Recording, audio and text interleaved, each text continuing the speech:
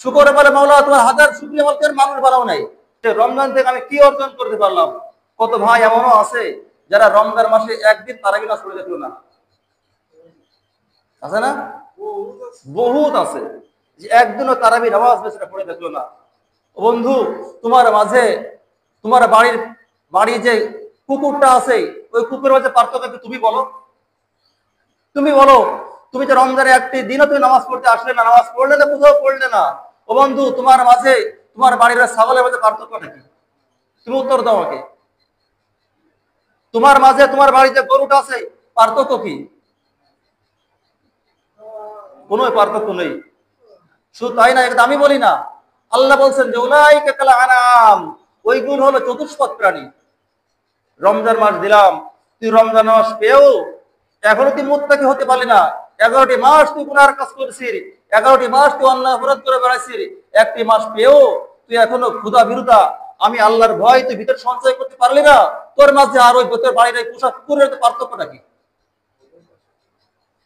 বলে কুকুরের ভালো ব্রেন শক্তি নেই, আমার ভালো ব্রেন আছে। কুকুরি ভালো বোঝে না, ছাগলটা ভালো ব্রেন শক্তি না, আমার ভালো ব্রেন আছে। তোমার ভিতর কি ব্রেন আছে? একটা পিপিলিকার যে ব্রেন বুদ্ধি তোমার সে বুদ্ধিও নেই, একটি পাখির যে ব্রেন বুদ্ধি তোমার সে বুদ্ধি তোমার নেই।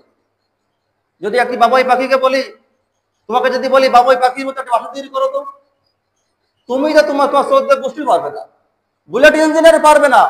বাসা তৈরি করে পরের কথা, বুলেট ইঞ্জিনিয়ারকে যদি ধরে আনে বলা হয় তুমি বাবুর পাখি বাসাটা সুন্দর খুলে দাও, তোমার কাছে সিঁড়বানা কাঠমানা খুলে দাও, পারবে? খুলতেই পারবে না।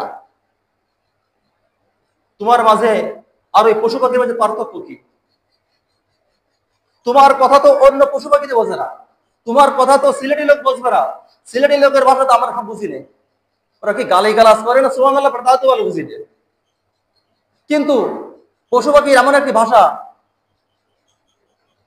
হায়াতুল হাইওয়ানাত কিতাবে লেখে, পশু পাখিদের জীবনী, এতে লেখে পৃথিবীর যে কোনো দেশের ছাগল, পৃথিবীর যে কোনো দেশের গরু, সমস্ত দেশের গরুর ভাষা বোঝে। পৃথিবীর যে কোনো দেশের ছাগল, পৃথিবীর সমস্ত দেশের ছাগলের কথা সে বোঝে। কিন্তু মানুষ মদিনাপুরের কথা বুঝলাম না, মদিনাপুরে যে কি বলে ভালো বুঝে উঠতে পারি না। সিলেটিরা, চট্টগ্রামের লোকরা এরা কি গালি গালাজ করে না আমার প্রসাদে করতেছে বুঝে উঠতে পারলাম না। বিদেশের কথা পরে, কিন্তু পশু পাখির ভিতরে যে গুণ আছে সেই গুণ তোমার ভিতরে আমার ভিতরে নেই। তোমাকে আমাকে যদি চোখ বন্ধ করে নিয়ে 10 মাইল দূরে ছেড়ে দেওয়া হয়, আমি ধান্দা লেগে যাবে।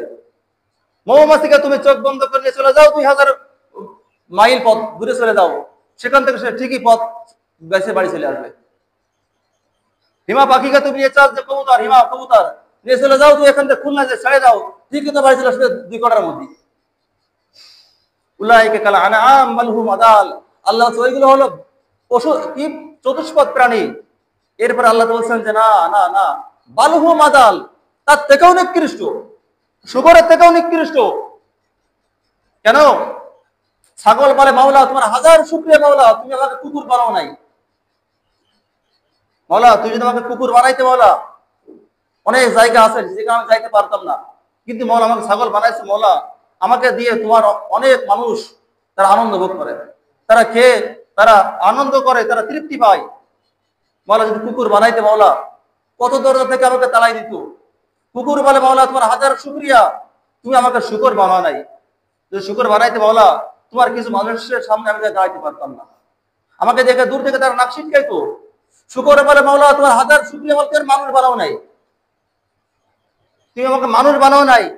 কেননা মাওলা যদি তোমাকে মানুষ বানাইতে আর ওই মানুষের যদি আমি সেই মানুষ হতাম, যে তোমার হুকুম আমি মানতে পারতাম না, তোমার হুকুম আমি পালন করতে পারতাম না মাওলা, তাহলে আমার জন্য জাহান্নাম ছিল। তুমি মাওলা আমাকে শুকর বানাইছো, তোমার কোনো না কোনো মাখলুক আমার দ্বারা উপকৃত হচ্ছে, কিন্তু যদি আমার শুকর মানুষ বানাইতে মাওলা আমার জন্য জাহান্নাম ছিল, আমি মারা গেলে আমার কোনো মূল্য ছিল না। তাইলে যে মানুষটা আল্লাহর হুকুম মানতেছে না, আল্লাহর হুকুম পালন করলো না, রমজান মাস চলে যায়, রোজা পালন করলো না, নামাজ পালন করলো না, বালহুম আদাল, ওই মানুষটা ওই শুকরের থেকে নিকৃষ্ট।